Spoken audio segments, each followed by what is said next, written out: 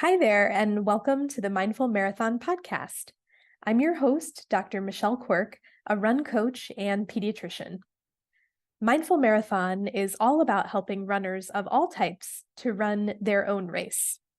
Whether you are a seasoned runner or you're just getting started, I want to let you know that you're welcome here and that you're in the right place.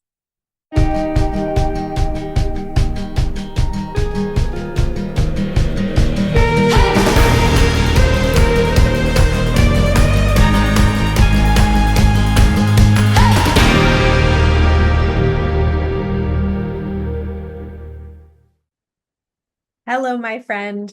Welcome back to the Mindful Marathon podcast. Today, I am recapping the Musselman 70.3, which is a half Ironman race that was equal parts challenging, humbling, and unforgettable. Now, before you think there's no way I'm doing a half Ironman, so this episode isn't for me, please stick it out with me because this isn't just about a triathlon. What I learned on that race course about trusting the training and consistency and mindset truly applies to any distance, any race, and really any hard thing that you're training for in life. Whether you're lacing up for your first race, aiming for a PR, or stepping into something completely new, I think you'll find some lessons here that will help you along the way. So let's get into it. I'm going to set the stage. So months ago in the winter, my husband Tony got the idea, and he said to me one night at dinner, as it goes, "Want to do a half Ironman this summer?" Now, both of us had done a few sprint triathlons before. And as you know, as listeners of the podcast, we are primarily runners. So, what is a half Ironman? So, it's called a 70.3, and it consists of a 1.2 mile swim, a 56-mile bike ride, and then a half marathon. So, 13.1 mile run in that order. And that's how you get to 70.3. And this particular one is in Geneva, New York, which is up in the Finger Lakes, beautiful area. Now, when he asked me this, my first thought was, I have no desire to ride that far on a bike. And, I've done a couple of sprint tri relays before with friends. And so we looked up if you could do a half Ironman as a relay, and turns out that you can. And so then I thought, well, if I can get someone to be my cycling leg, I would like to swim and run, but I really don't want to do this bike leg. And so I ended up talking to my friend and colleague, Dr. Alex Fix. He is a fellow pediatrician and a very avid cyclist. And I talked him into being on the team with me. And we named our team Tridocs, Wit or Without. So shout out to Philly and cheesesteaks. And we signed up and we got to training. Now, I could do a separate episode, probably several separate episodes, all about the training, but suffice it to say that it was a lot. Tony was training for the whole thing, so he was up at 5:45 most of the days of the week. He had a workout basically every day except Monday, which was his rest day, and it was a lot. But we put the time in, we put the training in, and I'm going to fast forward to race weekend and do the race recap. And if you have questions about the training, maybe we'll dive into that in another episode. So here we are, race weekend. We stalk the weather going into it, as you do. I believe that the race website says something of the lake, something like serene and pristine. And for the most part, it really is. It's very beautiful, and the lake is usually very, very calm. But of course, it has the potential, like all bodies of water, to not be as calm. So keep that in mind. So the night before, we laid out all our gear, and it was actually quite comical. It was so much more than solely running. And it was just really funny to see how much stuff we were toting along bright and early on race morning. I have a photo of that, which I will maybe drop into some of my social media posts about the race. But yeah, so we wake up bright and early, morning of, and we got a text from the race organization that the water temp was going to be 78 degrees, which meant that wearing a wetsuit for the swim was optional. So, a little discussion of wetsuit versus no wetsuit. Basically, I was thinking through if I wear the wetsuit, will I be too hot? And then those who are starting in a wetsuit had to start behind everyone who was not wearing a wetsuit. And my thinking was, do I really want to start that much further behind? Because in my mind, I was thinking it's going to be a hot day, want to get in the water and out of the water and get Alex on the bike as quickly as possible. But to be honest with you, the universe decided for me because I forgot in the backseat of the car. And when we got into the transition zone and I remembered about the wetsuit, I didn't think there would be enough time to run back to the car, grab the wetsuit, and come back. So I thought, okay, we're going without the wetsuit. Now, not only was the water temperature 78, but the air temperature at 5:30 in the morning was about 78 as well. So we knew it was going to be a hot one, but I think the unexpected thing is that neither of us were expecting the lake to look like the Atlantic Ocean when when we showed up for the swim. So let me move into the start of the race and the swim. We're going to take this segment by segment and I'll pull out the pearls for you. So we line up for the swim based on your expected swim time. Now, on a good day, I was thinking it would take me around 50 minutes. As we get to the swim start, they have this floating dock set up, and the waves in the lake were coming over the side of the dock. And as I was standing on the dock, it was rocking so much that I was thinking if I don't get in the water like really soon, I'm going to be seasick standing out here on this dock. So I actually felt a little bit of relief when I got into the water, but I quickly realized that the waves were really high and that the current was really strong. And there are buoys set up to mark the course, and they're really large and bright colors so that you could see them because there's not much you can really see in the lake besides your hand in front of you. So the course maybe had about 20 buoys. And before I got even to the first buoy, I heard a guy near me yelling for help, yelling, help, help, get me out. And I looked over and he was, being attended to. There were many, many lifeguards on kayaks and on jet skis and just lots of people in the water in addition to the swimmers. And there were many swimmers hanging off of the kayaks just to rest. And I had to remind myself in the moment that, I was not on duty today and that, these swimmers, we were all being looked after, people were being attended to, and people were getting the help that they needed. But seeing that and hearing this, all of that made me a little bit anxious. And I was definitely second guessing my decision to be in the water. And so, what I did in the moment was a quick body scan like, do I feel safe right now? Nothing hurts. I'm going slow because of the strong current, but I am making forward progress. Like, I'm okay. And so the mindset became, let's get to the next buoy. Literally, the mantra was buoy by buoy, buoy by buoy. I drank quite a lot of Seneca Lake, which is not my recommended form of hydration for the record. There were two turns in this triangular swim that we did. And when I made the second turn, I thought, okay, I'm doing this. And part of me was wondering about my time. Like I really wasn't looking at my watch. There is a time limit of an hour and 10 minutes on the swim. Otherwise, you get disqualified. Each of the events has a time limit. And I thought, boy, that'd be sort of awful if our team was disqualified and Alex wouldn't have even gotten the chance to ride. But again, this is something that popped into my head and I had to put it right out of my head and return to buoy by buoy until I get out of that water. And I definitely felt, when I got out of the water, I felt relieved to get out of there and back on the land. And I ran and tagged Alex in. I passed him the time chip, which we were wearing on our ankle, and he got off on the bike. And so then I had to wait. So I just finished this crazy swim, and now I have to wait. So the question was, what do I do while I wait? And I thought about this going into the race. I really wasn't sure.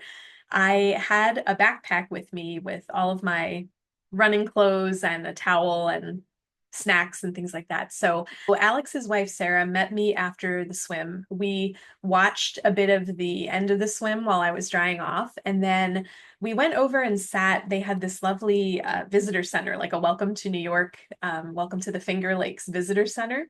And it was actually perfect because it was in the air conditioning. There were places to sit. There was a nice bathroom, filtered water. It was a really nice place to rest. And I was feeling a bit nauseous.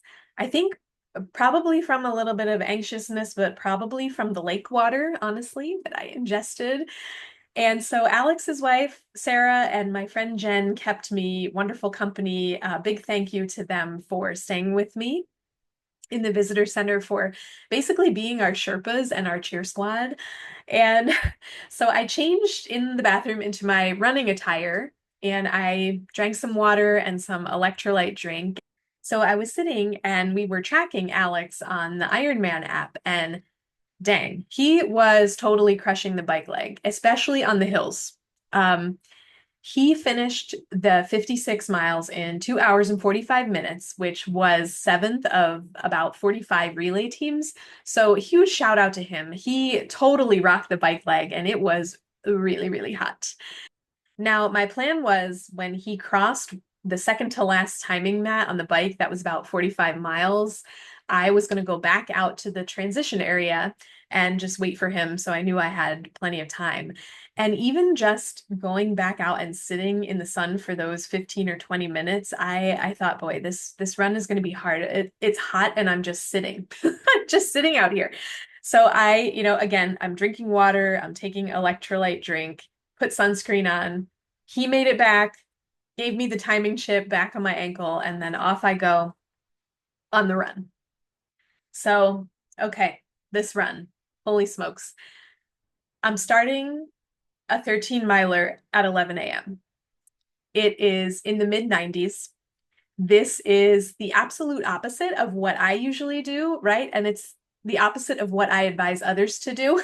So I usually run first thing in the morning, try to avoid the sun as much as possible.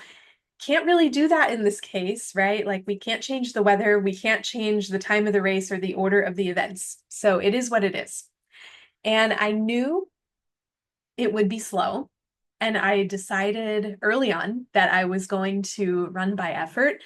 And I was also going to keep an eye on my heart rate. Now, it's not perfectly accurate on the Garmin watch, but at least it's something. And so I pretty much turned it onto the heart rate screen and left it there and didn't worry about the pace or the time. And the run course was a 2-loop course, and it had a few hills mixed in there. And the first 2 miles were an out and back along the lake, and at least there was a little bit of a breeze and some shade because of the trees. And again, I had some negative thoughts showing up. Mainly, I'm uncomfortable because it's in the mid 90s and this is not what I would usually do. I was having like a control issue, like this is not what I would choose to do. And so I decided to go with a mantra again, which was get to the next aid stop. So there were aid stops roughly about every mile, which was absolutely perfect.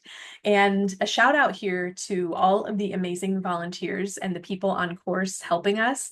There were so many things everything you could possibly want at the rest stop. Water, electrolyte drink, salty snacks like pretzels and potato chips, Morton gels. Morton was one of the sponsors, various other Morton products, fruit, bananas, oranges, and my favorite, they had baby pools set up like toward the end of the aid stop filled with ice. And so if you can imagine this, like every aid stop, I'm putting ice, a handful of ice in my hat, handful of ice down my sports bra, like ice everywhere. I carried a cooling towel with me at the beginning in my pocket, and then I was soaking that in the pool of icy water and putting that around my neck. So the job was basically get to the next aid stop, get more ice, stay as cool as possible. Now there was an overpass, this nasty uphill overpass at mile 3, uphill in the direct sun. Not the most fun, I'm not gonna lie. And up ahead, after mile 3, my friend Jen was sitting in the shade cheering. And I'm telling you, you know, it was much needed, and it takes a village. Like seeing your friends, your family, seeing random strangers cheering for you, it does help. It was really a tough run. Now, Alex had a lead on Tony coming out of the bike leg. And so I knew that that meant Tony was going to catch up to me pretty soon because he's a much faster runner than I am. And so he caught up to me around mile 4. And we got to run together for about a mile. And I think that that little time together like really saved us. I know it saved me in many, many ways. We just had a little chat about how things were going and how hot it was, and just gave each other a lot of encouragement in that moment, and that was really nice, and it was definitely much needed on my part. So after he took off about mile 5, I was asking myself, how the heck am I going to get through another loop of this? Because now I know where the hills are. I know that most of the course is in the direct sun. And my mind was really going down a rabbit hole. And I'll tell you what brought me back into it and brought me back into myself. At right around the halfway mark, as we're running past transition, I think I hear Born to Run. I'm like, am I imagining? Is that Bruce Springsteen? Yes, indeed. Bruce is playing just for me, obviously. And I swear to you, it gave me a second wind. It's possible that the Morton gel that I had taken 15 minutes before that kicked in right around this time, and that running with Tony definitely lifted my spirits too. But hearing one of my favorite songs, which I've heard hundreds of times, it felt like, yes, this is what you do. This is who you are. You've got this. How many half marathons have you run now? Like, keep going. This is just one more, and it happens to be a really hot one. And so, a combination of all of those things. It gave me a second wind, and off I went on the second loop. Now, the second half of the run was a little bit more of a blur. I continued to stop at every aid stop, water, electrolyte drink, ice in the hat, ice in the sports bra, repeat. I focused on the mantra, get to the next aid stop. I thought about how I was going to jump in the lake after the race was over to cool off. And I thought also how nice it would be if the swim came last. But then I thought, well, for safety reasons, we need to have our wits about us during the swim, which is why it's probably first. But I thought about that for a while. Like, how come we don't do this in reverse? Slowly but surely, I completed the second loop. I soaked up like that last tenth of a mile stretch. Like everyone was cheering on the straightaway. I high-fived Alex and his wife, crossed the finish line. Woo. Now, immediately post finish, I would say I had similar feelings to when I finished my first marathon. It was a combination of relief, of pride, of elation and exhaustion. It was just a mixture. And I wanted all of the cold things, cold water, cold towel, just cold anything. And I'm going to keep it real with you. I am not sure the total fluid volume that I took in, but it was a lot of water and a lot of salt in the form of like the electrolyte drink that I was taking in. And when I say that I peed every hour for about 5 hours post race, I'm not exaggerating.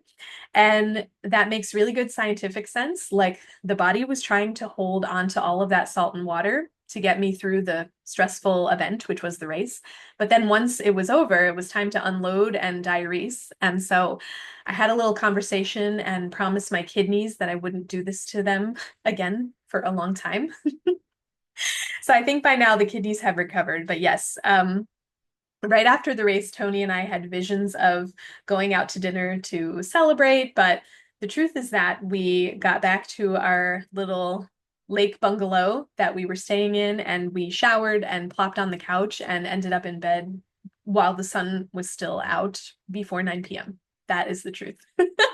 So Now that I've had some time and space from the event and let things simmer, and I've tried to write about the experience because I had so many thoughts about it. And really, a lot of that writing turned into this podcast episode. But as I was recounting all of this to friends and family, a few things struck me. One of the lifeguards posted a video from his kayak on race morning.